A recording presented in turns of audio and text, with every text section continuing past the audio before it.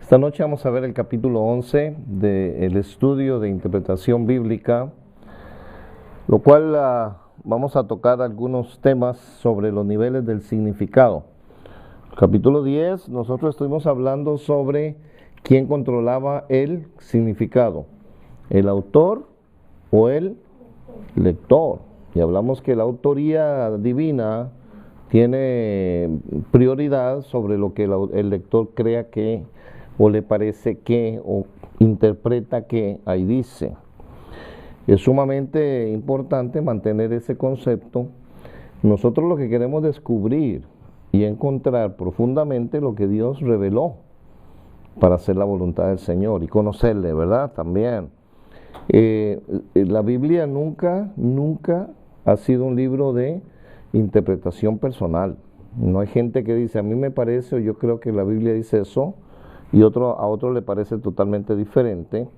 Todo cristiano en todas las eras de la historia y en cualquier lugar del mundo debería interpretar exactamente lo mismo, porque es lo mismo lo que Dios le habló a una persona en cualquier lugar, en cualquier tiempo y en cualquier idioma. No puede cambiar. Bueno, pero además de esto, ¿cuáles son los diferentes niveles? Ya hablamos que la interpretación es, la interpretación bíblica es la de la autoría divina. Queremos saber lo que Dios dice, pero aún así podemos entrar en diferentes niveles de interpretación. Por lo menos esta noche vamos a ver lo que es espiritualizar un pasaje, alegorizar, también lo que se llama la tipología. Y luego hay un asunto ahí de los códigos como la gematría, y hay unos códigos de letras a diferentes distancias que han metido en la computadora, y esto todo ha salido. Yo creo que hay por ahí el código de Da Vinci y algunas otras cosas que han hecho algunos allí para vender sus libros y su tecnología. Pero ¿quién controla? Dios, el autor de la Biblia, es el que controla el significado, pero nosotros tenemos que tener cuidado qué significado le damos cuando lo encontramos, si lo espiritualizamos, si lo hacemos superficial, pensamos que no es muy profundo, o lo podemos pensar que es todo simbólico, ¿verdad? Dice, no, eso no dice ahí, eso es simbólico. Eso no es lo que el pasaje representa, y empezamos a cometer graves errores sin poder realmente llegar a comprender lo que Dios quiere revelarnos a través de su palabra, ¿verdad? Entonces hay otros niveles, y este capítulo precisamente de eso se trata. Vamos a analizarlos y ver que no es nada fuera de este mundo, ¿verdad? La Biblia Dios la escribió ¿para quién? Para que nosotros la entendamos, ¿verdad? No se necesita que ser un erudito, un genio, ni tener el conocimiento sobrenatural para entender lo que Dios dijo. Si usamos las herramientas correctas, si usamos los métodos que Dios nos puede enseñar y usarlos correctamente, podemos descubrir con mucha facilidad la mayoría de los pasajes, aunque hayan algunos un poco más profundos, ¿verdad? Hay un bonito ejemplo en el libro, que es el pasaje de la parábola de la mujer que perdió las 10 dracmas, 10 monedas, ¿verdad? Está en Lucas 17. Bueno, algunos en una reunión están haciendo un estudio bíblico y leen que este es un pasaje y lo quieren interpretar.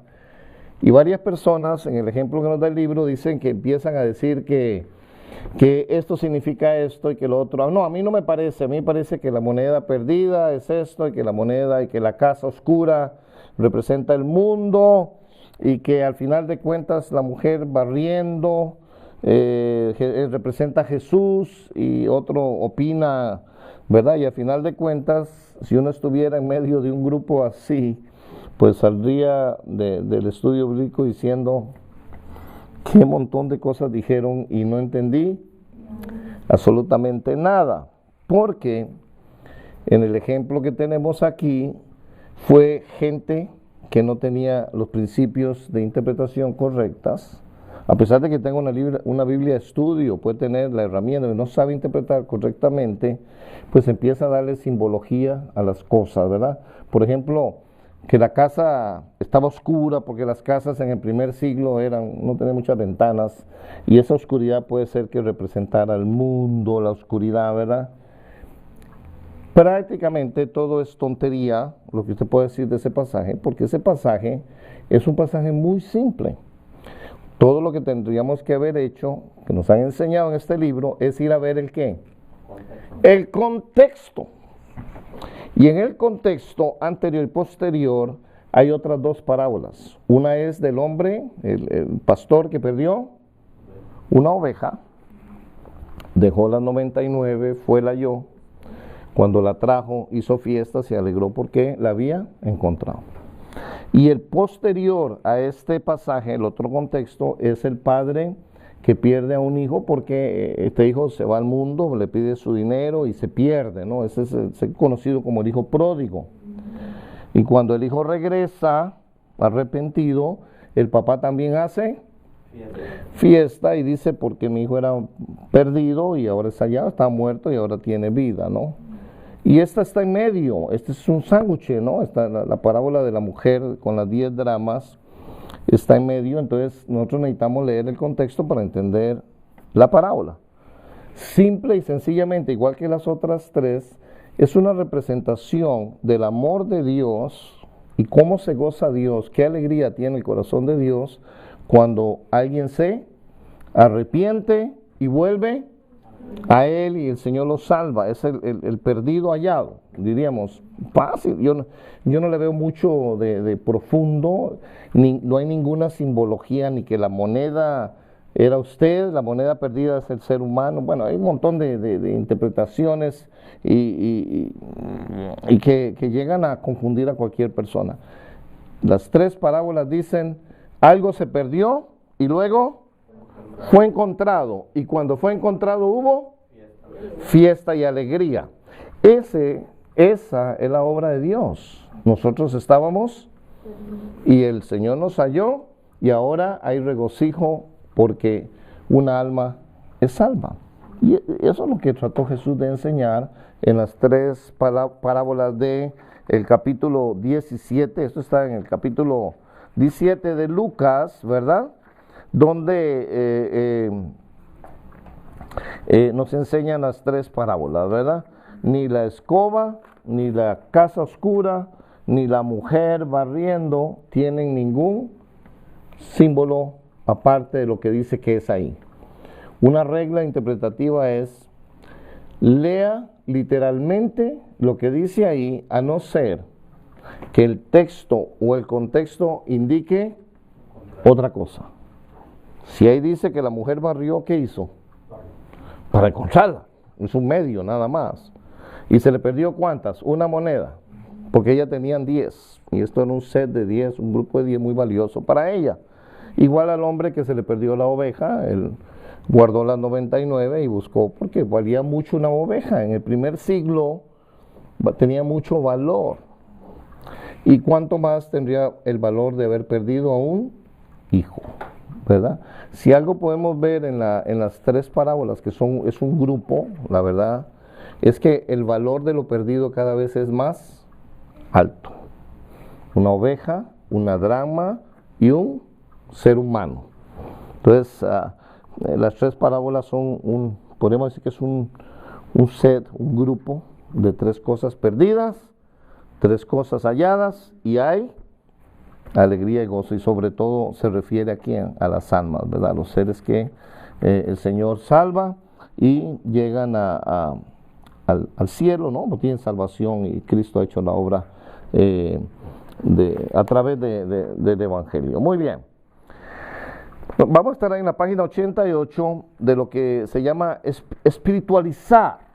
Yo creo que precisamente lo que haría la gente con este pasaje de Lucas es espiritualizar todo. Dice, esto debe ser esto debe ser lo otro, esto simboliza esto. A mí me parece que la mujer no es una mujer, es Jesús buscándonos, por ejemplo. Ahí no tiene nada que ver eso. Habrán otros pasajes donde hay tipología que puede ser representado Jesús por medio de algo. En este caso, ¿quién barrió la casa? Una mujer. ¿Era una mujer? Ahí dice que era una mujer y no podemos darle ningún otro significado. Muy bien. Ahí en la página 88, vamos a leer en la parte de abajo. Dice, además, cuando nosotros intentamos encontrar un significado más profundo o que está escondido, a veces tenemos esa tendencia, ¿verdad? Leemos la Biblia y yo no sé por qué tenemos la idea, se nos ha metido la idea que la Biblia es un libro misterioso, que tiene cosas profundas y que ahí hay misterios ocultos, ¿verdad? Y que cuando usted la lee, vaya y Dios le revela algo diferente que a nadie le ha revelado. Eso es un error grave. No hay nada nuevo en la Biblia. Nadie, absolutamente nadie va a recibir una revelación diferente que la que ya se ha dado. Y si tenemos la tendencia de decir, aquí encontré algo misterioso, yo nunca había oído que alguien dijera esto de acá, tendremos que tener sumamente cuidado, mucho cuidado, porque le podemos asegurar que usted está equivocado. No hay nada nuevo, ni nada misterioso, ni escondido, ni algo súper espiritual. Y de ahí es que nacen algunas doctrinas y grupos que se separan porque creen que han encontrado la varita mágica para descubrir dentro de la Biblia cosas que nadie antes las había visto. Usualmente nos vamos a encontrar moviéndonos en la respuesta del lector. Si usted encuentra algo diferente que el resto de la gente, es que usted está haciendo la respuesta suya y no la intención del autor. Porque el autor no quiso nunca que hablamos esto la otra clase, el autor quiere que usted escuche el mensaje y lo reciba como él lo dio y no le da a usted libertad de interpretarlo a como a usted le parece.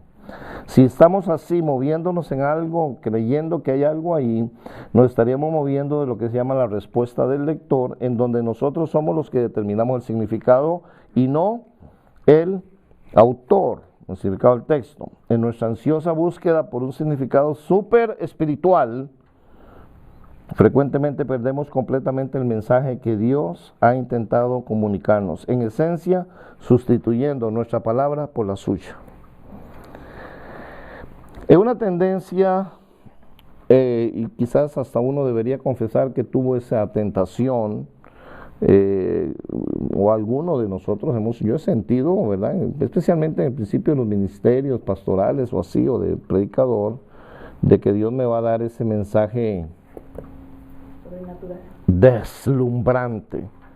Lo voy a dejar atónitos porque yo tengo una palabra que usted nunca ha oído y nadie la ha predicado antes. Es algo novedoso, una tendencia, y por algún tiempo, tal vez por falta de madurez, pensamos que sí, que Dios, Señor, dame una revelación, algo nuevo que nadie lo haya predicado antes, porque nos sentiríamos que vanidosos, llenos. A mí si Dios me reveló algo que usted nunca ha oído. Ahí hay que tener demasiado cuidado y cautela de caer en una interpretación personal de lo que Dios no ha revelado en su palabra. Ocasionalmente, en discusiones sobre interpretación bíblica, existe algo que se llama la dicotomía, dos conceptos, ¿verdad? Algunos teólogos, algunos eruditos discuten sobre lo que es dicotomía, dos conceptos, que todos los pasajes tienen dos conceptos, depende cuál usted quiera escoger. Se presenta primero el significado literal y el significado espiritual. En este caso, el significado literal de la mujer barriendo la casa, ¿cuál es? Que la mujer anda buscando la moneda. ¿Qué es eso? Literal, es lo que dice el pasaje. Y el significado espiritual es que la mujer representa a Jesús y usted la moneda y lo anda buscando a usted. Eso se llama una ¿qué? Dicotomía. ¿Cuál es la correcta? Depende. ¿Qué opina usted? Entonces, esto es un juego porque algunas de los pasajes los van a tomar literal y otros espiritual. Depende de cómo usted lo quiera interpretar. Hay que tener cuidado con el espiritual y el literal. La Biblia tiene un significado literal que está ahí, a no ser que se indique de otra manera. Tiene otra faceta el pasaje, y con cierta literatura bíblica nosotros vamos a entender que si no es literal. Hay pasajes que no pueden ser literal porque el mismo pasaje lo indica. Ahora vamos a ver lo de Isaías en la viña, que no es literal, sino que incluso muchas de las parábolas Jesús sabemos que no es literal, sino que tienen una aplicación espiritual, ¿verdad? Entonces, en ese sentido sí, pero nunca el pasaje tiene una dicotomía, no puede tener las dos cosas simultáneamente. Nosotros no nos sentimos confortables con esta dicotomía, claro que no. En realidad pensamos que el término literal causa más confusión que claridad. Muchas personas usan el término interpretación literal para decir que ellos creen en los detalles históricos de la Biblia, incluyendo especialmente los milagros. Nosotros ciertamente afirmamos la historicidad, que la Biblia es verdad, que tiene una historia, incluyendo los milagros, pero nosotros pensamos que el término literal es un poco confuso. La Biblia, como lo hemos mencionado antes, está llena de figuras de lenguaje, entonces no puede ser todo literal. Y estuvimos haciendo análisis, ¿verdad? ¿Qué decíamos? Que era una figura literaria. Entonces no se puede aceptar solo literal en este caso. Bueno, hay figuras de lenguaje, hay lenguaje simbólico. La determinación del significado tiene que tomar esto en cuenta. Tales figuras lingüísticas y símbolos reflejan el uso de un lenguaje no literal. Sobre todo libros apocalípticos o lenguaje tipo de profético, y también supimos y nos estuvimos viendo que, por ejemplo, la poesía, ¿no? La amada de Salomón no era una montaña, o qué, la comparaba con qué, la tsunamita, ¿no? La verdad decía sí, eres como una gacela, algo así. Sabemos que está dando ¿qué? Un lenguaje simbólico representativo, y sobre todo la poesía. Los salmistas usan mucho este tipo, ¿verdad? Los salmos, los proverbios. Por esta razón, preferimos usar el término significado literal, eso sí, lo que significa literalmente. El significado literal se refiere al significado que los autores pusieron en el texto. Esto refleja los tipos de literatura usados, tomando en cuenta esos tipos de literatura. El contexto, el trasfondo histórico, la gramática, el significado de las palabras, básicamente lo que hemos estado estudiando hasta ahora, ¿verdad? Este significado literal no tiene prioridad o reemplaza el significado espiritual, ya que la Biblia es básicamente acerca de Dios y su relación con nosotros. Este significado literal también será un significado espiritual. El significado sí me interesa, ¿verdad? ¿Por qué? Porque yo tengo primero que analizar el pasaje. Si es literal, lo tengo que tomar como tal. Pero si es simbólico, tiene una aplicación espiritual. ¿Correcto? Vamos a buscar la parte donde, ¿qué hago yo ahora con el pasaje? Acuérdense que Dios es espíritu, ¿verdad? Y la Biblia no es un libro de literatura como cualquier otro. Está lleno de ¿qué? De la verdad de Dios. Y Dios está revelándose a través de él. ¿Ok? En otras palabras, la dicotomía no es entre el significado literal y el significado espiritual. La dicotomía es entre el significado que los autores intentaron y el significado que el lector se imagina y proyecta en el texto. Esta espiritualización del lector es muy peligrosa. Tal tipo de espiritualización sucede cuando nosotros descubrimos significados secretos y profundos que el autor nunca intentó poner en el texto. Esta clase de espiritualización no está basada en el texto o en el Espíritu de Dios, es solo un producto ¿de qué? De la imaginación. Por consecuencia, la pregunta no es si buscamos el significado literal o el significado espiritual. La cuestión es si estamos buscando el significado literal que el autor intentó poner en el texto y el significado espiritual inspirado por el Espíritu Santo o nuestra imaginación fantasiosa. ¿Qué queremos encontrar? El significado que el autor puso originalmente. Y queremos encontrar el significado espiritual que el Espíritu Santo nos ilumina cuando leemos el pasaje, no nuestra imaginación tan ¿qué? Creativa, fantasiosa. Y a veces decimos, esto debe ser que significa esto. ¿Sabe por qué? Yo el otro día le decía a los hermanos de la otra clase, porque somos muy vagos para averiguar qué es la verdad. O porque no tenemos la herramienta, no tenemos la concordancia, no tenemos diccionario, decimos, a mí me parece, ¿no?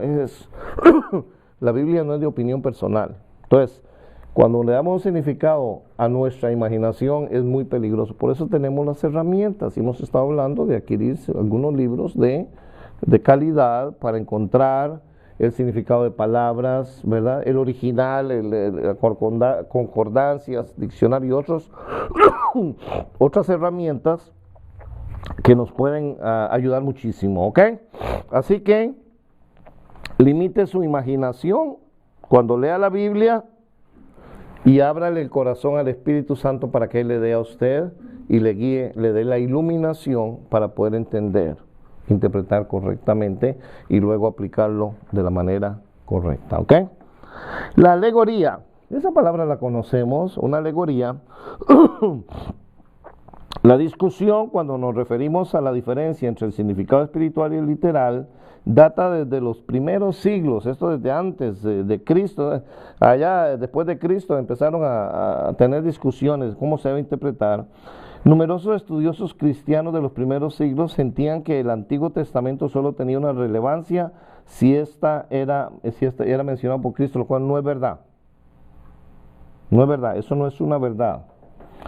El Antiguo Testamento tiene relevancia en el Nuevo Testamento, sobre todo si es una verdad universal y el Nuevo Testamento la ratifica, lo enumera, la misma, aunque Jesús no sea el que la diga. Es decir, si Jesús no mencionó algo de Isaías, el resto de Isaías, Jesús usó muy poquito del Antiguo Testamento comparado al volumen que tiene el Antiguo Testamento. Entonces Pablo usó mucho, porque Pablo es un erudito, sabía muy bien el Antiguo Testamento. Eso no quiere decir que solo los pasajes que Pablo mencionó, o los pasajes que mencionó Jesús o Pedro, algunos de ellos son válidos. Todo lo que diga el Antiguo Testamento y que el Nuevo Testamento lo confirma como palabra de Dios y aplicable, es para nosotros también, aunque Jesús no lo haya mencionado. Ahora, si Jesús lo mencionó, pues tiene mucho más validez. Pero antes solo creían eso. Yo lo oí esto. Al principio del ministerio, yo entendí eso así. Me dijeron, no, pastor, solo lo que Jesús menciona. Cuando él hace una mención de Isaías o hace una mención de Génesis o algo, ¿verdad? Solo eso sirve para nosotros. El resto no tiene validez. Eso no es verdad, ¿verdad? A veces son creencias. De modo que ellos desarrollaron un sistema de interpretación que reconocía un significado literal del texto, pero ellos animaban al intérprete a buscar un significado más profundo y más completo de la superficie del texto. En verdad, algunos de estos escritores abrogaron o defendieron un sistema de dos niveles, literal y espiritual, mientras otros lo expandieron a sistemas múltiples de diferentes niveles. Vea, por ejemplo, el de 3 niveles decían, bueno, este nivel de interpretación es al cuerpo, al alma y al espíritu. 3 diferentes formas de interpretar un pasaje en el Antiguo Testamento. O el de 4 niveles. Ellos decían, es literal lo que dice ahí, es alegórico. ¿Qué quiere decir? Simbólico, una alegoría. Es moral, solo se aplica para comportamiento, o es anagógico o místico, es algo muy difícil de interpretar. vea por ejemplo, cuando se hablaba, ellos interpretaban la ciudad de Jerusalén, ¿verdad? La capital de Israel, la ciudad de Jerusalén. Entonces decían, en el primer nivel, el literal, ¿qué quiere decir Jerusalén? Pues una ciudad, la actual, la Jerusalén, ¿qué otra cosa? ¿Sabe que los jebusitas fueron los que habitaron allí primero, antes de que llegaran los cananeos y los judíos? Entonces, literal, ¿quién es Jerusalén? Pues la ciudad, ni modo, ahí está, y ahí están las ciudades, las calles y todo. Luego decían, Jerusalén alegóricamente, o sea, simboliza la iglesia de Cristo. ¿Es cierto? No. ¿Somos nosotros Jerusalén? No. No tiene eso no puede ser. Nosotros somos la iglesia. Tercero, en el área moral, decían que era el alma de la persona. Y cuarto, analógicamente, la ciudad celestial de Dios. Jerusalén es Jerusalén. La Biblia nos enseña que hay la nueva, no es la misma, la ciudad que Dios fue a preparar, ¿para quién? Para la iglesia. Nosotros no somos Jerusalén. Jerusalén no es el alma de una persona ni representa nada de eso. Jerusalén es la Jerusalén, ni otra ni más que otra. Pero hay 4 niveles. Para el siglo IV, este método de interpretación, aunque no sin crisis, fue popular entre los escritores de la iglesia. Y la interpretación alegórica, tan popular como es conocido este método, vino a convertirse en el método normal para interpretar el Antiguo Testamento. Este estilo de interpretación se mantuvo de moda hasta la Reforma, el siglo XVI. ¿Qué era la Reforma? Con Lutero y sobre todo también Calvino, cuando dijeron que no seguían el sistema como la iglesia reinante romana, y se separó, hubo la separación, ¿verdad? El protestantismo, o también se llamaban reformistas, ¿verdad? Y se alejaron de la iglesia, a la iglesia protestante, de este punto de vista alegórico. Dijeron, así no se interpreta, sobre todo porque ellos fueron revelados, y sobre todo Lutero, ¿no? Que la Biblia era la palabra de Dios conforme Dios la dio, y no conforme la interpretaba, por ejemplo, el Papa o Roma. Tenía su forma, y de ahí que hubo una gran persecución contra Lutero, porque él quería discutir todos estos preceptos humanos o interpretaciones de hombres que se habían penetrado en la iglesia, y que posiblemente hasta nuestros días todavía quedan vestigios, y no gran cantidad de ellos, ¿verdad? Aunque los reformadores ocasionalmente aún usaron la interpretación alegórica, en general ellos volvieron a la iglesia al contexto ¿qué? Literal, al correcto de la Biblia, para determinar el significado. La escuela evangélica contemporánea ha seguido los pasos de los reformadores y ha tratado de advertir a la iglesia en contra de usar interpretaciones alegóricas fantásticas. ¿Qué quiere decir eso? Que ni Walt Disney tuvo tanta imaginación, que usualmente están más basadas en la imaginación que en el texto mismo. A pesar de todo, la interpretación alegórica fue usada por muchos predicadores populares a través del siglo XX, y hubo mucho, y aún permanece hoy día en varias formas. Sí, todavía usted va a oír del ojo de la aguja, que hemos estado hablando, que no era un ojo de una aguja, que la aguja representaba otra cosa y el ojo otra cosa. Esta forma de interpretación también ha sido resucitada a través de nuevos enfoques interpretativos, tales como la respuesta del lector. La respuesta del lector es simplemente, usted cree que eso está bien, es válido. Una vez, oiga, esto es muy importante, una vez que el autor pierde el control del significado, muchos lectores naturalmente se desvían hacia sobre espiritualizar el texto a través de imaginarias interpretaciones alegóricas. Si usted no se esfuerza a encontrar qué quiso decir el autor, vuela, pero vuela la imaginación, y a Rodrigo se le ocurre en su imaginación, que es muy creativa, una idea de un pasaje, y a mí otra. Y entonces nos ponemos a discutir. Y por eso hay que tantas divisiones, separaciones y grupos que no se pusieron de acuerdo porque creyeron que eso significaba lo que ellos pensaron y nunca buscaron el significado correcto. Y hay gente que se da unos agarres ahí diciendo, no, eso no quería decir ahí, y eso sí quiere decir, no, eso no quiere decir. ¿Quién tiene razón? ¿Sabe quién tiene razón? El autor. Ni usted ni yo, porque tenemos interpretaciones personales. El autor es el que tiene la razón. Y la mayoría de las veces es por la carencia de una búsqueda profunda del significado que el autor intentó poner en el texto. Y de ahí la gente se pelea ahí con los testigos de Jehová y se pelea. Tontería. ¿Qué es lo que queremos decir con una alegoría? Oiga lo que es. Una alegoría es una historia que usa una cantidad extensiva de simbolismos.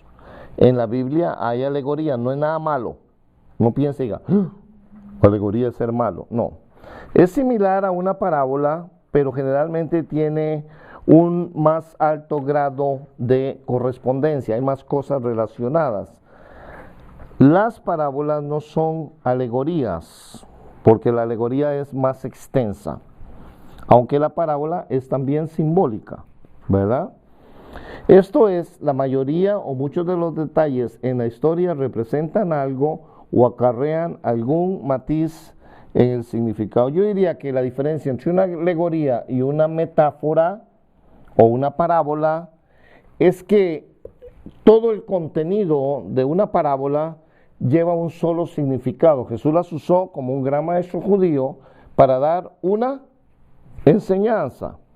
Las alegorías tienen una serie de detalles más extenso, hay más correspondencia.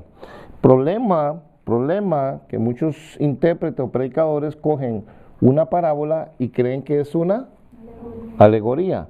Y entonces empiezan a tomar cada detalle de lo que dijo Jesús como que cada cosa representa algo, y no es así. No es así. La enseñanza de la parábola lleva un significado, uno. ¿Qué es lo que quiso decir Jesús con la parábola miren, esta del samaritano? Sí, es una muy conocida, la llamamos la del buen samaritano, ¿verdad? El hombre herido. ¿Qué quiso decir Jesús cuando lo asaltaron y pasó el sacerdote y pasó el otro y nadie lo vio, y los ladrones, ¿verdad? Lo habían asaltado, le habían robado, lo dejaron herido, y pasó el levita y luego pasó el samaritano, se lo llevó en la cabalgadura, lo llevó al mesón y lo puso ahí, le dio de comer, bueno. ¿Qué era lo que quiso decir con la parábola? Solo había una enseñanza en esa parábola. ¿Cuál es? Amarás a tu prójimo. That's it. No hay más. Jesús le enseñó precisamente, Rodri, porque le preguntaron, ¿quién es mi prójimo? ¡Pum! Y les tiró la parábola. ¿Representa algo el levita? ¿Representa algo el sacerdote? Nada. Si usted alegoriza eso, usted empieza a decir, esto representa, y perdió el enfoque de la parábola. En las parábolas hay una enseñanza profunda, sin alegoría.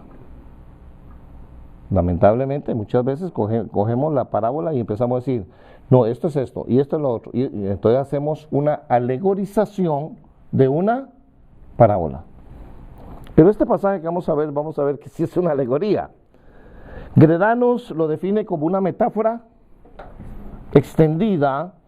Esto es un número de elementos en una historia que producen una línea de metáforas. Son varias metáforas pegadas que tienen un más profundo significado unificado. Varias cositas significan una cosa. La alegoría es una técnica literaria, se usa todavía, mucha gente usa alegorías.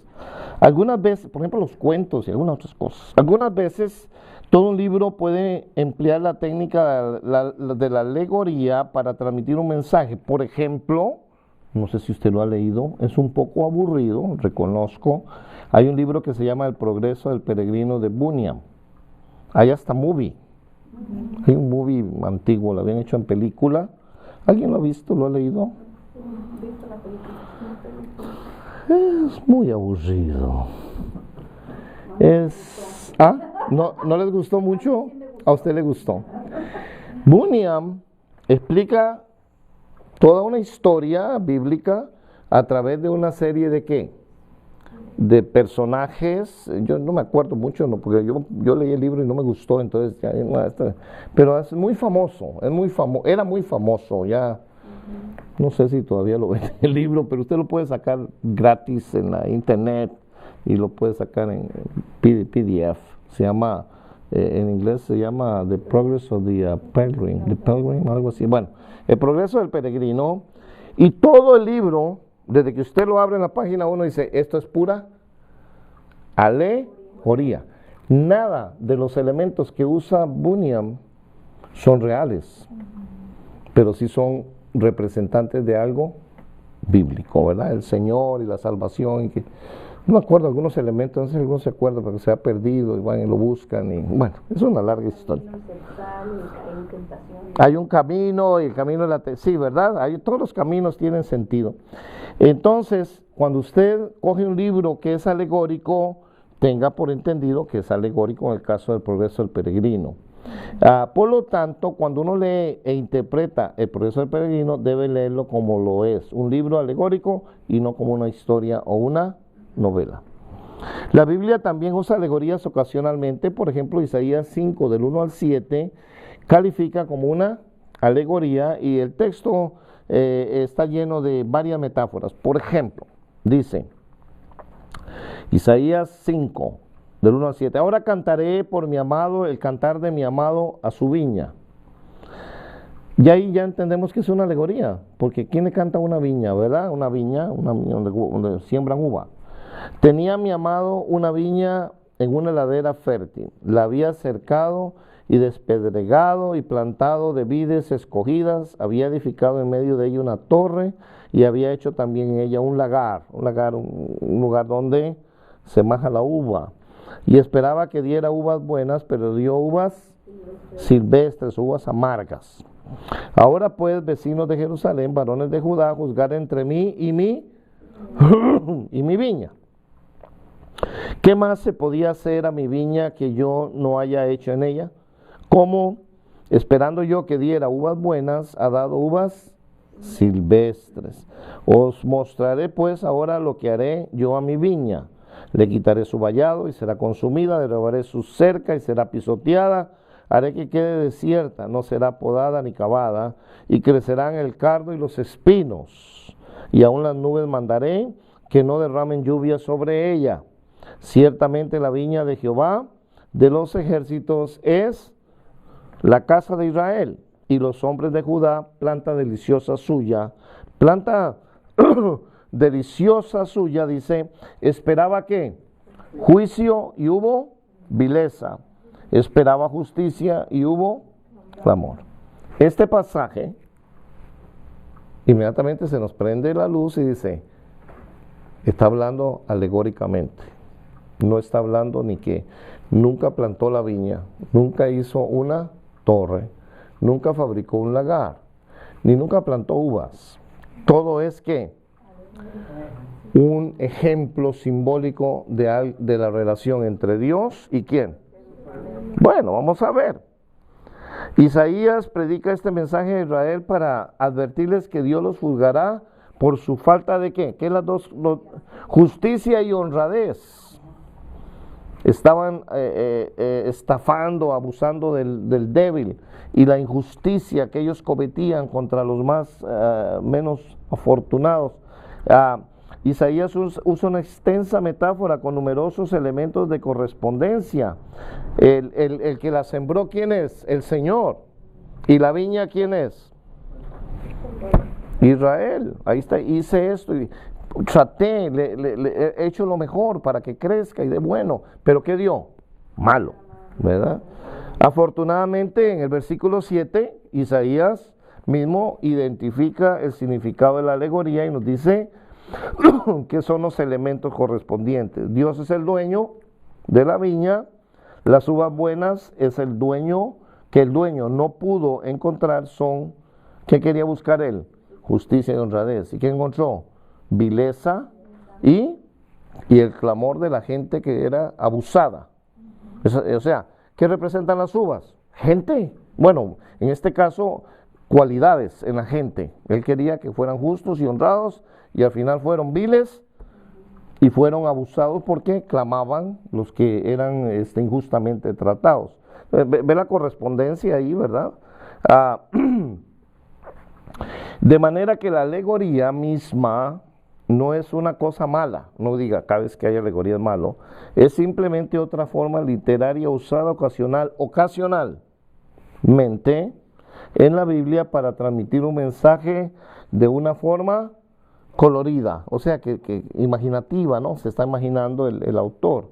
Con todo, la interpretación alegórica como un método interpretativo es totalmente algo diferente a la alegoría.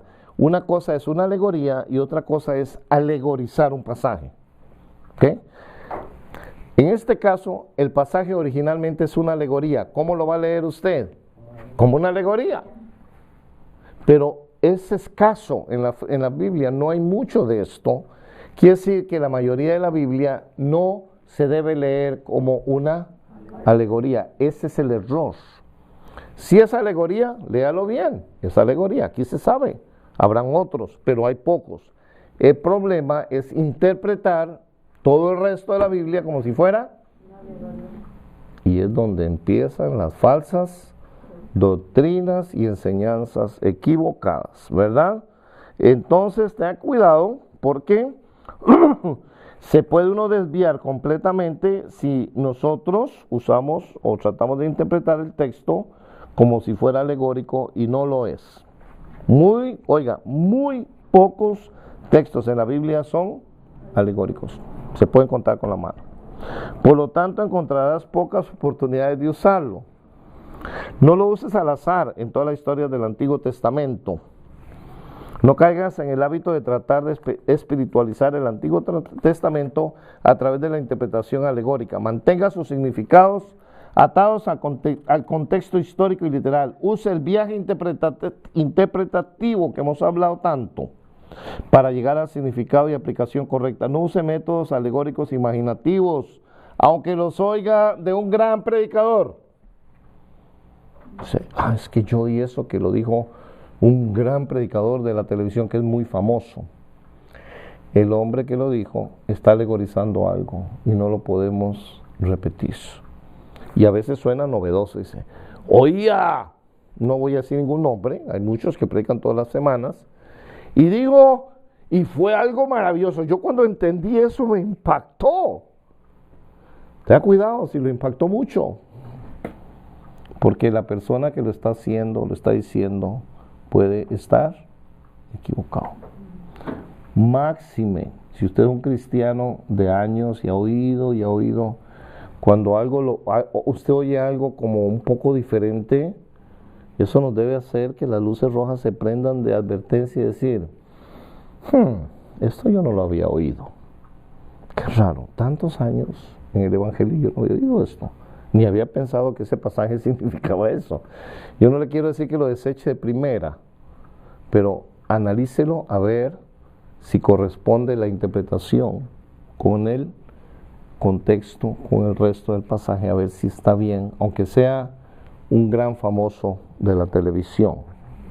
¿Okay?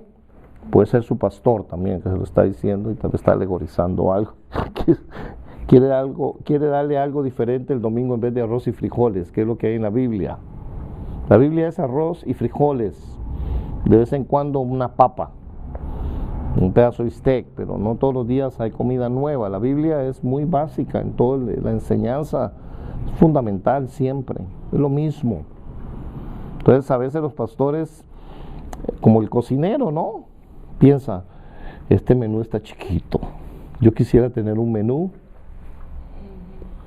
Y el menú es la Biblia. Y cuando tratamos de hacer un plato así un poco exuberante, pues hay que decir, quién sabe qué elementos les echó ahí, qué condimentos que no son bíblicos, ¿verdad? Y a veces sucede eso. Tenga cuidado. No hay que alegorizar a no ser que el pasaje sea alegórico. Quizás algunas ilustraciones, vamos a ver unas ilustraciones de alegoría. Este hombre de Han, este está interesante, este es de Génesis 2 del 18, Génesis 2 del 18 al 25, ¿de qué habla? De la creación de la compañera de Adán. ¿Qué hizo Dios? Puso a dormir a Adán, le dio un éter, le dio una, ¿qué le dio a Rodrigo? Una anestesia divina, y se fue el hombre, y no despertó hasta que vio a la muchacha ya hecha, no supo qué pasó, pero dice que le abrió de su costado y tomó de su costado parte de Adán y hizo a la mujer y se la trajo a él y él la recibió. Bueno, ¿qué hizo?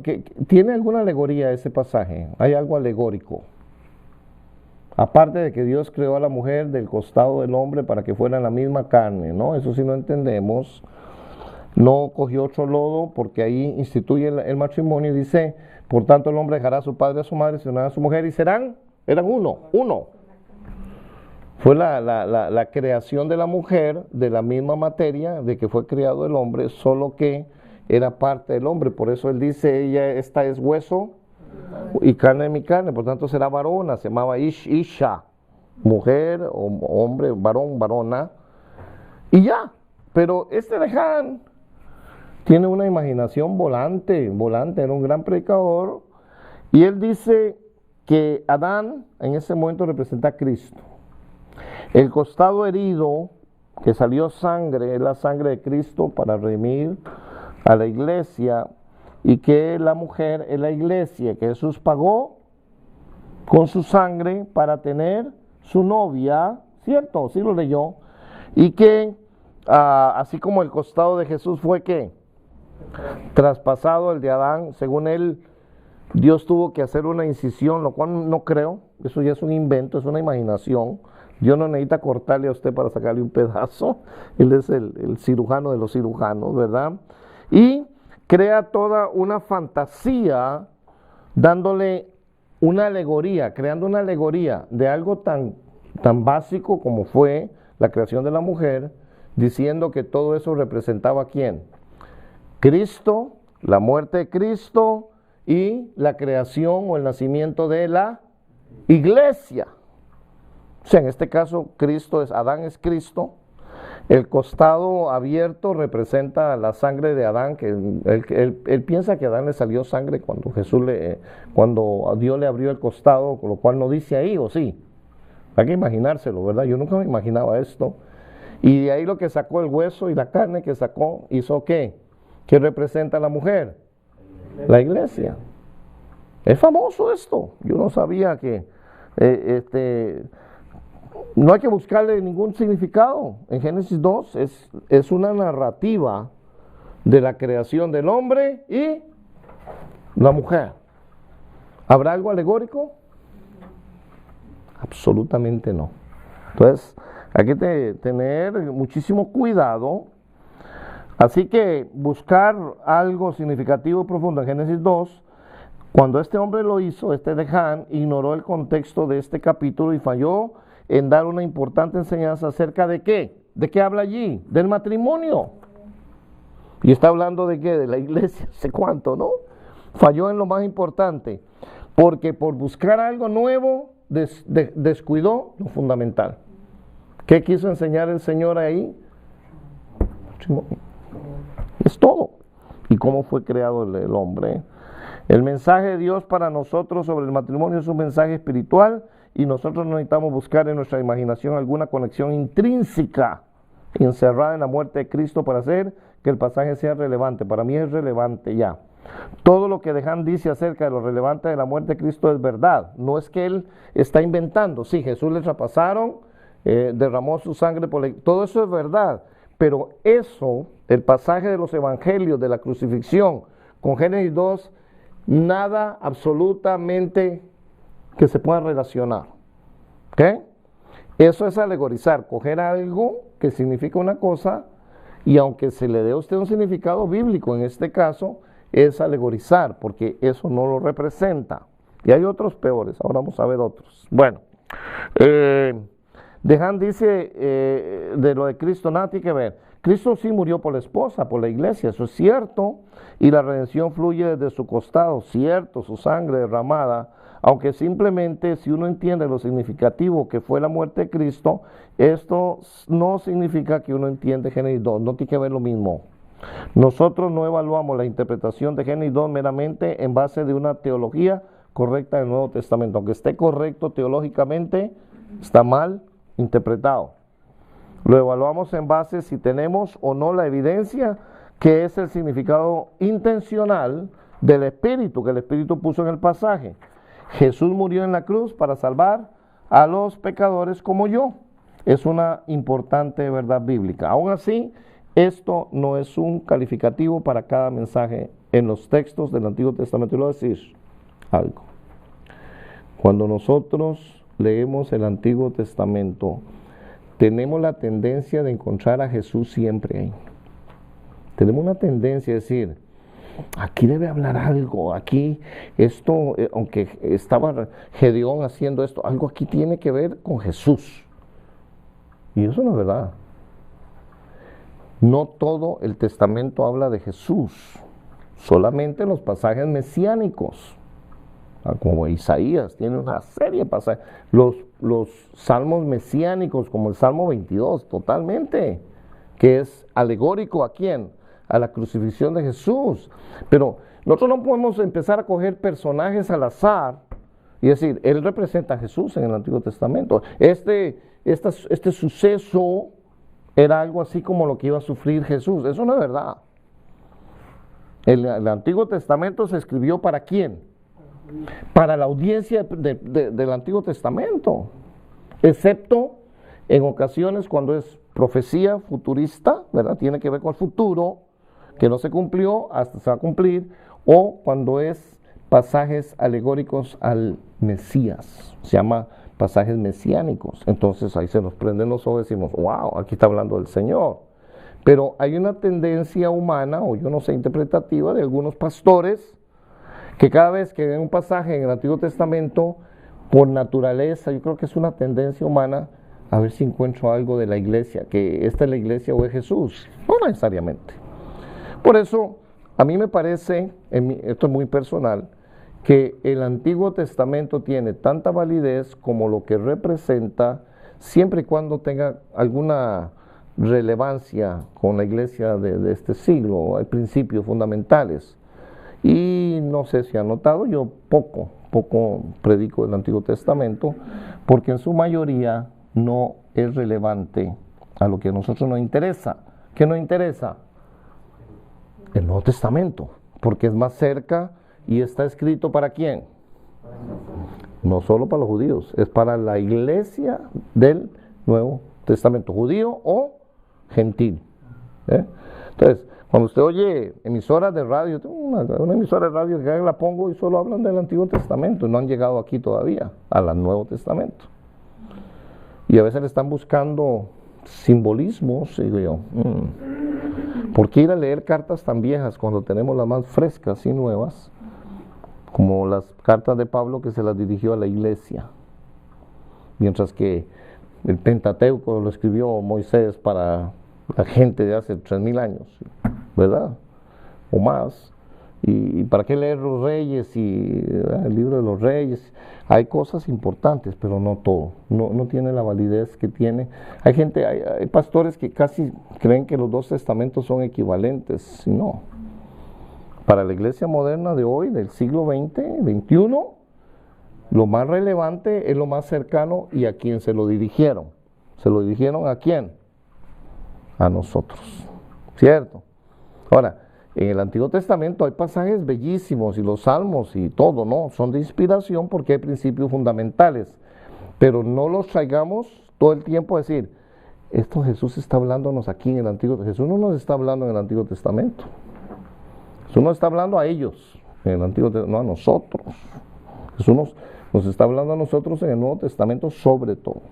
Es para la iglesia que Él fundó. Dios tiene un plan y por eso nosotros creemos en el pacto, en los pactos, un plan para el Antiguo Testamento, para ellos, y otro plan. Amén. Bueno, déjenme ver qué más podemos hablar aquí. Esto del tabernáculo es interesante. Yo di un buen estudio del tabernáculo y el tabernáculo es muy simbólico hasta cierto punto y hay que saber dónde nos detenemos. Por ejemplo, las 10 estacas. ¿Sabe que ahí dice que Dios les dijo que hicieran unas estacas de bronce para sostener la tienda? Okay. ¿Qué son las estacas? ¿Qué son estacas? Estacas. Son estacas. Yo no le encuentro, son unos pines, ¿verdad? También se llaman pines grandes, ¿no? Hoy las usamos para poner tiendas de campaña. Yo no sé si usted ha puesto alguna tienda de campaña y algunos de nosotros hay que clavarlas en la tierra y estas estacas se clavaban en la tierra, en el desierto, allí donde estaban, en la arena, yo no sé, para sostener las tienditas del tabernáculo, ¿verdad? Se sostenía el tabernáculo alrededor y usted puede leer toda la descripción, ¿verdad? De cómo fueron ellos formando todo esto. Aparentemente, se ha hecho una relación sobre estas estacas y algunos símbolos del tabernáculo, dándoles a todo un simbolismo que es Cristo, Bueno, ciertamente Hebreos, el libro de Hebreos, que es sumamente importante del Nuevo Testamento, hace alusión al lugar, habla del lugar santísimo, habla del sacrificio, ya no hay animales, sino Cristo, etcétera. Todo eso es válido, porque todo el sistema del sacrificio de animalitos y la sangre derramada era sombra, tipología, diríamos, de lo que venía a ser el sacrificio perfecto de Cristo Jesús. Por eso Hebreos es un excelente libro, les recomiendo, porque todo apunta y dice sombra de lo que iba a suceder. Bueno, cuando se interpreta, algunas veces todo esto asociado con el tabernáculo, se buscan paralelos en el Nuevo Testamento. Es decir, allá cuando hicieron el tabernáculo, ahora aquí en el Nuevo Testamento hay un paralelo, ¿no? Tratando de calzar tanto la simbología de las partes del tabernáculo, colores y demás, ¿verdad? Aparte de las estacas, y hacen conexiones que todo eso es Cristo, ¿verdad? Los intérpretes alegóricos pareciera que están buscando una conexión semántica. No sé si he oído esa palabra, pero semántica es dándole significado de las palabras, cada palabra un significado, o temática entre los detalles del tabernáculo y la vida de Jesús. Casi cualquier conexión es aceptable cuando se usa este método, siempre y cuando alguna cosa se relaciona a Jesús, sin tomar el tiempo para validar sus conclusiones. Estos intérpretes frecuentemente proclaman esta conexión, aunque el significado sea un poco descabellado. Este de las estacas está, pero fuera de onda totalmente, ¿verdad? En Éxodo 27:19, ese es el pasaje, se refiere a las 10 estacas de la tienda y estas las clavaban ahí para sostener, ¿verdad? Nos dice el autor, ¿qué piensa usted de las estacas? ¿Eran de qué? ¿De qué eran? Según si uno piensa que es de madera, dice para interpretar que es la cruz. ¡Oh! Inmediato. Si yo pienso alegorizarlo, digo, bueno, si las estacas fueran de madera, ¿se refiere a qué? Al madero. Pero no eran, Gerardo. Eran de bronce. Entonces, ¿qué puedo decir? El bronce no se echa a perder, no se oxida. Entonces, dice que la salvación no se pierde. Eso es mucha libertad, ¿verdad? ¿Qué tiene que ver las estacas de bronce con la salvación, por ejemplo? Nada. Cero, no hay nada que ver. Luego, hay una serie de interpretaciones, por ejemplo, interesante, los significados cristológicos, está en la página 93. Hay un famoso predicador, Talbot, ¿verdad? Hay un predicador. Dice, los pines o clavos o estacas eran hechos de bronce, por lo tanto no se oxidaban. Y es cierto. Así como estas estacas soportaban todas las tormentas del desierto, oiga, la vida de Cristo soportó cada ataque de Satanás. Las estacas representan a Jesús en este caso. Cuán minuciosos son los detalles de la construcción del tabernáculo en el desierto, que representan la gloria de nuestro Señor crucificado y resucitado. De Hahn, este famoso, le gana a Talbot. Vea lo que dice. Él va más allá y dice, repetimos, las estacas estaban enterradas en la tierra, pero también emergían de la tierra. Y esto nos habla de la muerte y la resurrección. O sea, las metían, ¿qué era eso? La muerte de Jesús está enterrado. Y después de que se movía el tabernáculo, hay que moverlo. Cuando se movía la nube, entonces ¿qué era? ¿Muerte? ¿Cuántas veces? Cada vez que la movían. Simbolizado por la parte de la estaca que estaba enterrada en la tierra, y cuando la salían la sacaban, ¿verdad? La parte que está debajo de la tierra viene a ser el símbolo de la muerte de nuestro Señor Jesucristo. La parte sobre la superficie de la tierra sugiere su resurrección, y esto es el Evangelio, las buenas nuevas de salvación, la obra completa que nos da seguridad. Si las estacas hubieran sido clavadas completamente en la tierra, no habrían servido para nada. ¿Por qué?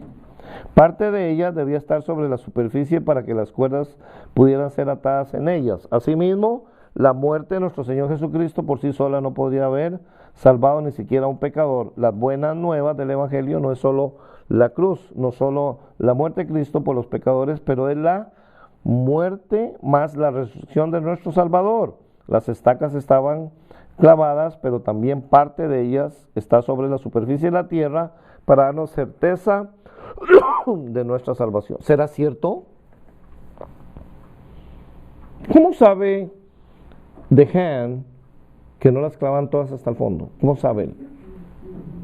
¿Podría ser que él estaba ahí? No, ¿verdad? Jesús mismo al final, que ya él se iba a ir, no le dijo a los discípulos, ya yo no les voy a hablar a ustedes con alegorías, ya yo no les voy a decir las cosas como son. ¿Por qué tanto misterio entonces? Claro. Vas a seguir con eso si ya sabes la verdad, ¿por qué no decirla directamente? Claro, porque ya Jesús dijo, no le voy a hablar en la alegoría, le voy a hablar ¿cómo? Directo. Ahora, yo creo que el mayor problema es meternos en el Antiguo Testamento a escarbar lo que no está ahí. Si usted trata de escarbar lo que no está ahí, va a tener que ser muy creativo. Nos dice el autor del libro que si usted alguna vez ha ido a acampar, cuando usted mete las estacas, a veces donde la está metiendo no es muy firme en la tierra y hay que meterlas. Ahora, ¿qué le asegura a De Hahn que con el viento del desierto algunas veces se zafaban? Tenían que irlas a volver a meter y estarlas sacando. Yo pienso que era así, ¿no? Porque había un grupo de gente encargada. Y luego otros que las transportaban. Ahí había unos levitas que les tocaba todo eso. En otras palabras, es un montón de tonterías sin necesidad, porque yo creo que no hay necesidad de transportarnos al Antiguo Testamento a encontrar lo que ya está revelado en el Nuevo Testamento. Cristo murió, nos lo cuentan los sinópticos, nos lo cuenta Juan, nos lo cuenta el libro de los Hechos, resucitó y fue ascendido al cielo y está a la diestra del Padre. Eso debe ser suficiente para ir a escarbar una serie de asuntos que no son relativos a lo que ya está revelado. Ahora, si estuviera tratando de encontrar algo misterioso, por eso espiritualizar o alegorizar un pasaje como el tabernáculo tiene que tener uno sumo cuidado, ¿ok? Entonces, bueno, y si cada clavo de esos representa a Cristo, ¿cuántos eran? 10. Entonces, ¿cuántos Cristos hay? Eso no lo tomó en cuenta de Hahn para enseñar. Si fuera una estaca, sí, pero eran 10. una serie Pero me imagino que no solo eran las 10, eran extras. Pues. cuando se perdía una, Exactamente. y si después uno de los trabajadores, eso lo movieron durante 40 años. 40 años. ¿Se les habrá quedado alguna vez? Dijo, no la encontré, no, hay que hacer otra. Y entonces se quedó enterrado Jesús. Nunca resucitó. Ese tipo de alegoría hay que se nos prenda el foco, la luz roja. No tiene sentido. Es interesante lo que habla también del color azul, por ejemplo, y el color púrpura, que sí, el tabernáculo tenía estos colores, pero si hiciéramos un profundo estudio sobre estos colores en el Medio Oriente, nos daríamos cuenta que el azul, que representa el color del cielo, y sí es cierto, no estamos en desacuerdo, pero también se refería, muchos dicen, bueno, que el azul es un origen celestial, de modo que lo espiritualizaría en el color. Más bien, haciendo un estudio, nos habríamos dado cuenta que el color azul para los orientales de esta época tenía más bien el simbolismo, ¿verdad? O el sentido de realeza, y ahí nos dice, ¿verdad? Que como era la separación entre ¿quién? Entre los dioses y los hombres, ¿no? Entonces el azul, ¿verdad? Había un azul, una separación para las culturas orientales, ¿no? Entonces, en ese sentido, lo que separaba el color azul de la entrada del santuario o del tabernáculo era la separación de la presencia de Dios y el pueblo. Entonces, eso sí tiene un buen simbolismo, ¿verdad? Muy bien. La tipología. Y no sé el tiempo cómo nos va a alcanzar, pero tipología es coger una situación, un asunto, un personaje, para que en una situación normal, en el caso del Antiguo Testamento, represente a otro. ¿Ok? Eso se llama tipología, y esto describe o apunta a alguien o algo que finalmente Cristo viene a cumplir. Es tipo, muchas veces decimos, es tipo de Cristo, es tipo o tipología. Lógicamente, que el sistema sacrificial era tipo de qué, o tipología de qué, del sacrificio. Aún más cuando Juan lo ve, dice, este es el qué, el Cordero de Dios que quita el pecado del mundo. Entonces, Juan el Bautista está haciendo una referencia tipológica a los sacrificios del tabernáculo, el templo en el Antiguo Testamento, y Jesús en Hebreos es claramente definido como el único y final válido sacrificio y el único y sumo sacerdote más que cualquiera de los hijos de Aarón. Entonces, eso sí es válido. La tipología, cuando proyecta estos significados cristológicos, sí valen. Ahora, el problema de la tipología es cuando son diminutos detalles. Esto es esto, esto es esto, esto es. Así no es. No podemos determinar cada detalle. Por ejemplo, el concepto de prefiguración o sombra, también esa es otra forma de nombrarlo. En contraste, sugiere conexiones generales. Por ejemplo, muerte, sangre, sin mancha, etcétera, y no especula sobre los detalles diminutos. No podemos coger un pasaje del Antiguo Testamento y darle tipología. Cada cosita, cada cosa representa algo. No es cierto. Es un símbolo general. En este caso, todos los sacrificios de los animalitos y eso representan ¿qué? Uno, el sacrificio de Cristo. Además, la mayoría de las prefiguraciones o presagios de Cristo en el Antiguo Testamento son identificados en el Nuevo Testamento. Los vamos a ver. Por lo tanto, podemos confiar en la guía del Nuevo Testamento para ayudarnos a discernir si un pasaje prefigura a Cristo o no. debemos recordar que estamos tratando de determinar el significado que Dios puso en el texto. No debemos buscar ser creativos o audaces.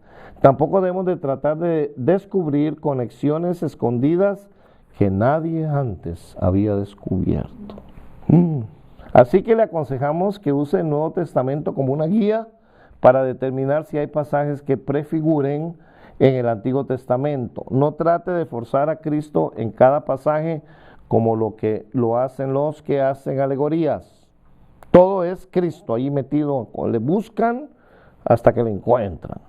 Algunos eruditos prefieren usar el término tipología en vez de prefiguración. Los dos términos son similares en su significado, aunque tipología generalmente requiere una correspondencia con el cumplimiento del Nuevo Testamento que se acerque más a la representación que el Antiguo Testamento sugiere que está prefigurado. Un tipo puede ser definido como un evento bíblico, personas o instituciones. El Antiguo Testamento fluye hacia el Nuevo Testamento como parte de una narración histórica salvífica. Podemos ver desde Génesis allá, desde la promesa a la mujer, en el capítulo 2, ¿verdad? Que le dijo de la serpiente, ¿verdad? Y la maldición, ya vemos que una promesa salvífica. Y su simiente aplastará, y sigue la línea salvífica a través de todo el Antiguo Testamento hasta el cumplimiento en Cristo Jesús. Eso sí lo podemos notar. Eso es tipología, una tipología, pero el Nuevo Testamento la cumple. Yo no puedo darle significado a cada detalle del Antiguo Testamento diciendo que representa cuando el Nuevo Testamento no lo ha cumplido. Entonces estoy alegorizando, ¿verdad?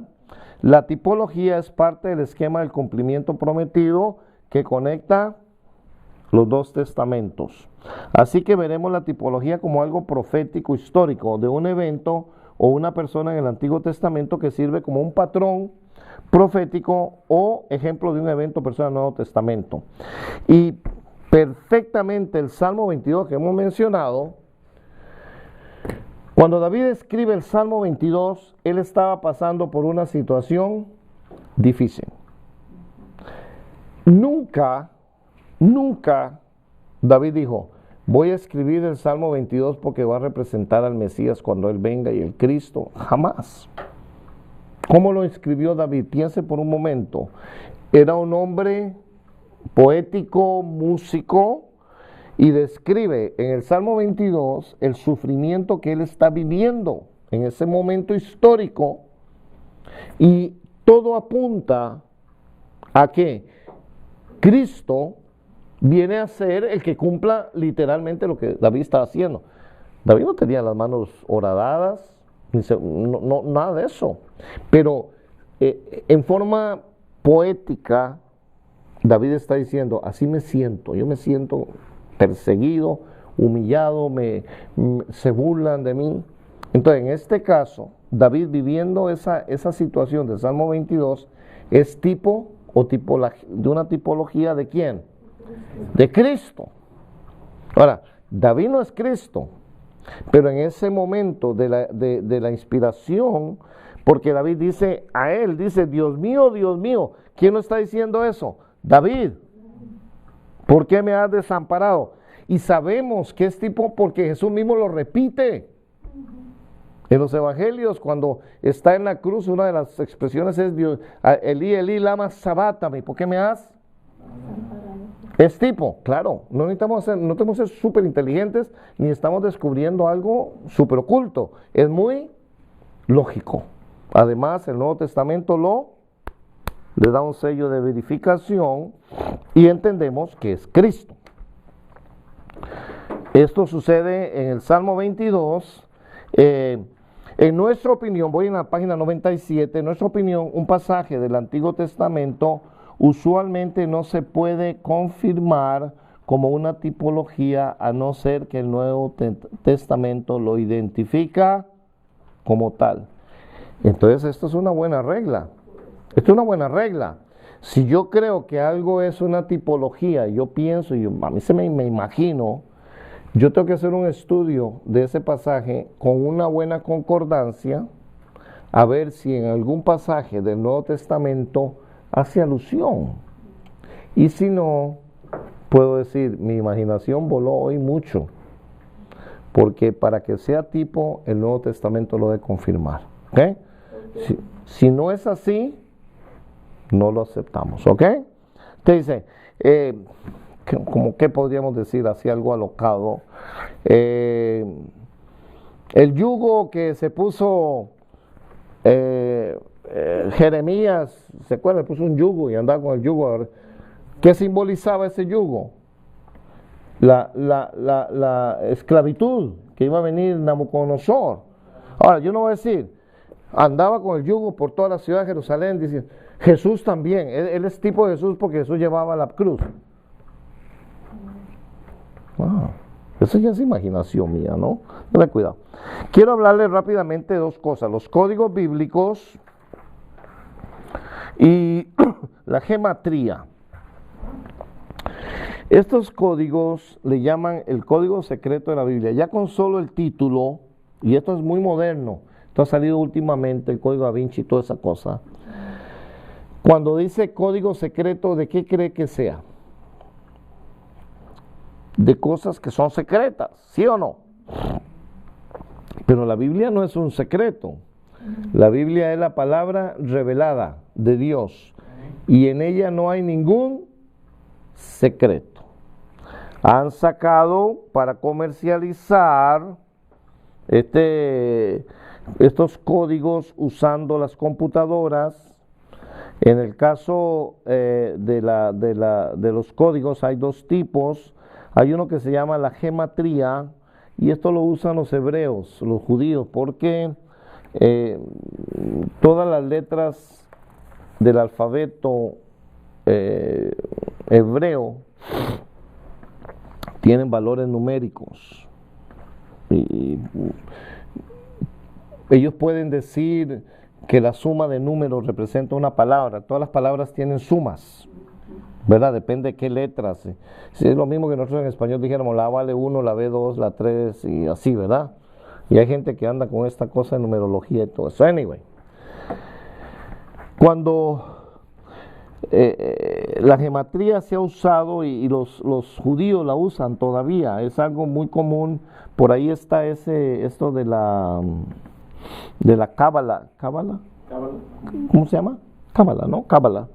Esto no es bíblico, pero sí los judíos lo usan, la cábala, para adivinar y tratar de encontrar suertes y toda esta cosa. La gematría es simplemente el uso del valor numérico de las palabras para encontrar palabras que tienen valores muy importantes. Por ejemplo, hay aquí un ejemplo de papá y mamá, ¿verdad? A ver si encuentro dónde está eso, papá y mamá. Papá es Am, ¿verdad? ¿No es? Papá es ¿qué? Ab. Abba, viene de Abba.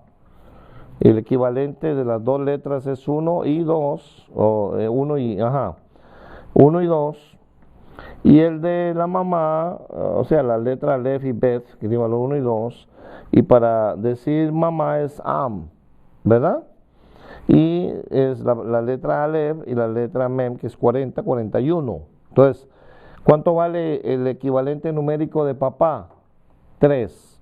Y el de la mamá, 41. 41 más 3 da ¿qué?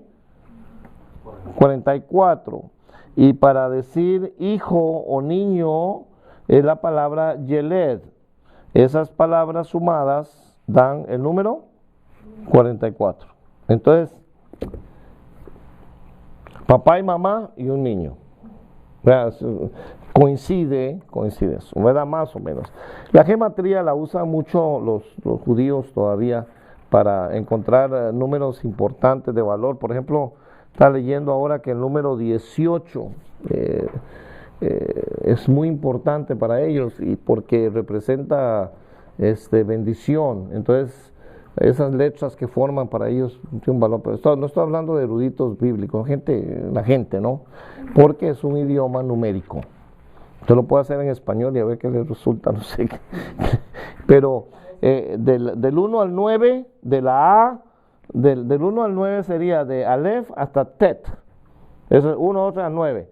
Cuando llega al 10 es la letra Yud y empieza 20, 30, 40, hasta el número 90 que es Sadi, la letra. Y de ahí brinca cienes, de Kuf hasta P y hasta 800. Entonces ellos sumando hacen una numerología, se llama gematría. No es muy importante, pero sí existe. ¿Okay? Luego hay otro, esto está interesante, puede investigar más estos códigos bíblicos. Hay una ciencia que salió y se han hecho ricos vendiendo libros y software. Se llama la secuencia de letras equidistantes. O sea que han cogido todo el Antiguo Testamento. Depende qué versión, porque varían.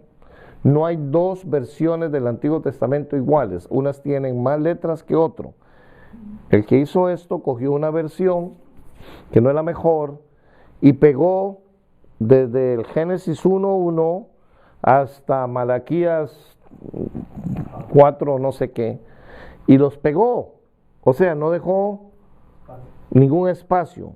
Cogió un programa de computación y lo escribió todo corrido, todas las letras hebreas, en hebreo, rakata, todo el Antiguo Testamento. ¿Ok? Se lo metió a un cerebro de computación, el programa, y empezó a pedirle que cada cuanto se repetían ciertas palabras, hacer códigos. Bueno, el sistema son millones de posibilidades. ¿Ok? Para que se tenga una idea. Y entonces empezaron a encontrar nombres como el primer ministro de Israel que lo mataron. Entonces el hombre, pues, o sea, ponía por coincidencia, ponía cantidad y la computadora empezó a buscar el nombre y encontró una secuencia. Pues son millones de letras. Entonces, no es que la computadora encontró el nombre, es que se lo piden.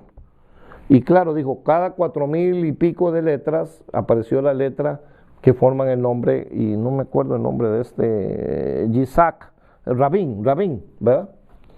Bueno, coincide también que donde aparece la última letra dice asesinar o matar o no sé qué, que lo van a matar. Es un código secreto, para que usted tenga, vea qué imaginación. Luego metieron otras y apareció que a Anastasio Somoza lo iban a matar.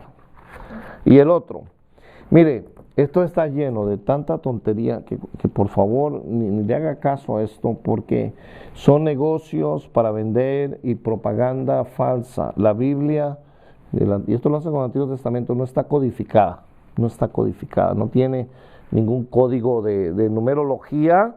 Lo que sí hay es muchas probabilidades matemáticas. Lo hicieron con el libro de Moby Dick, dice el autor. El Moby Dick es el de la ballena, ¿no? Sí. También.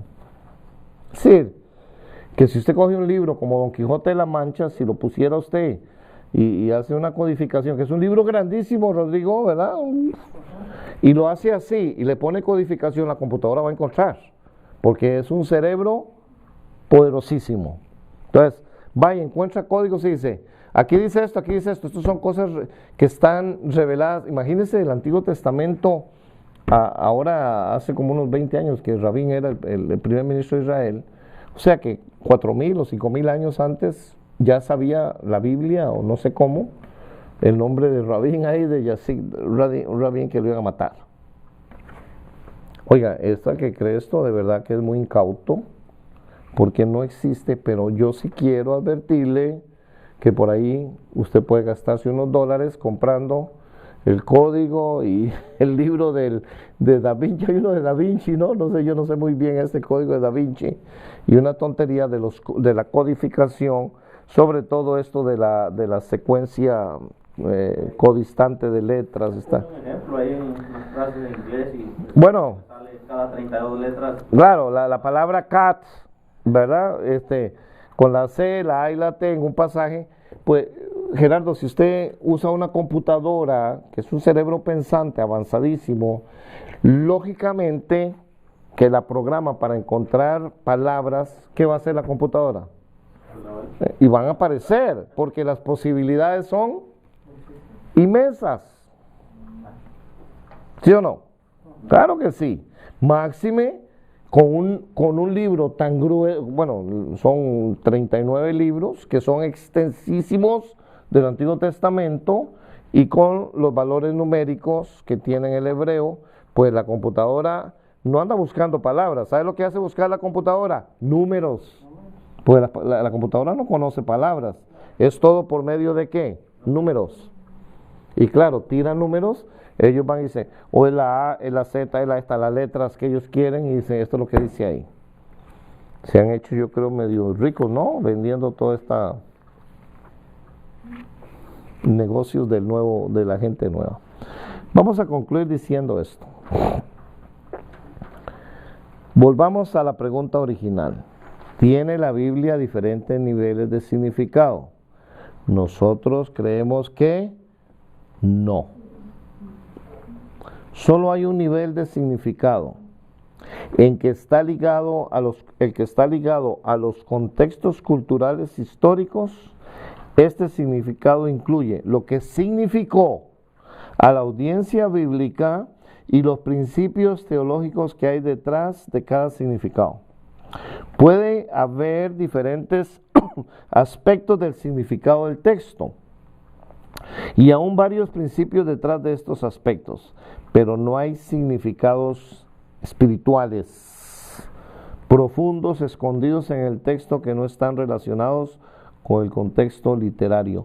Dios no escondió perlas allí, no escondió secretos para que los más inteligentes, eruditos los puedan encontrar y la gente común y corriente se queda en la ignorancia. Dios nunca planeó meter numerología allí para que en el siglo XX se descubriera la computadora y los hombres de genio del siglo XX encontraran todos estos mensajes secretos. Dios reveló su palabra para la gente, para el hombre, para que el hombre lo conociera y conociera su voluntad. Ese es el propósito de la Biblia. La tipología es la única cosa que se acerca a ser una excepción. Una excepción. ¿Por qué? Porque si hay tipología, hay representaciones en el Antiguo Testamento de Cristo y de la iglesia, algunas otras cosas.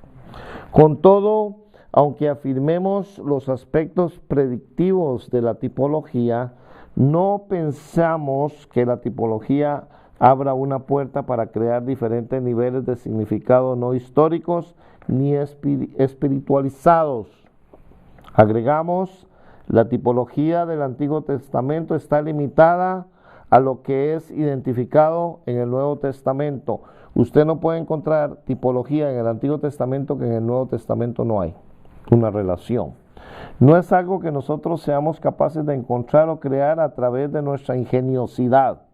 Asimismo, hemos argumentado que la práctica popularizada de interpretación alegórica junto con los códigos bíblicos no es un indicativo de niveles espirituales más profundos, pero más bien son indicativos de esta especulación creativa del lector.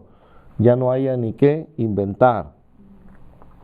Les hemos animado en este capítulo a evitar la tentación de espiritualizar o alegorizar. Mantenga su búsqueda del significado dentro del contexto literal histórico de su pasaje. No sea un alegorizador de las 10 estacas, acuérdese.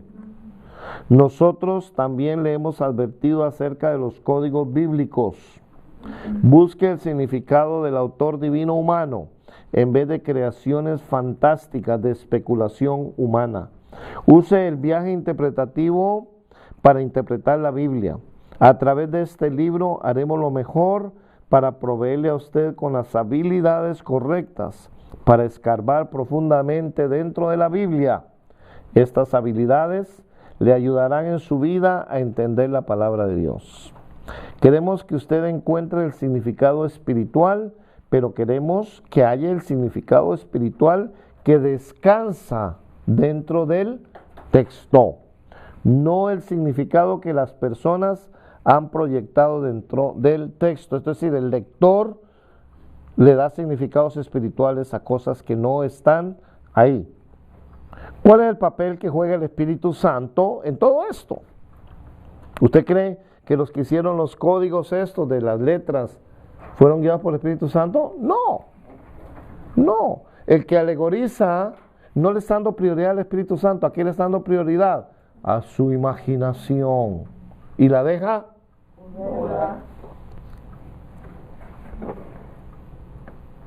¿Puede el Espíritu Santo guiarnos a un significado espiritual más profundo que va más allá del texto?